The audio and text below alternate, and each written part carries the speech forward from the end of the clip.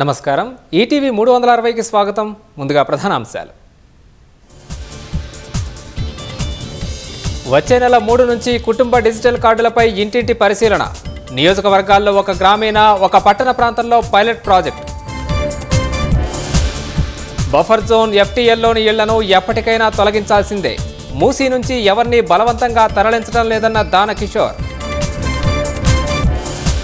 సమయం ఇచ్చాకే ఆక్రమణలు కూల్చివేస్తున్నామన్న రంగనాథ్.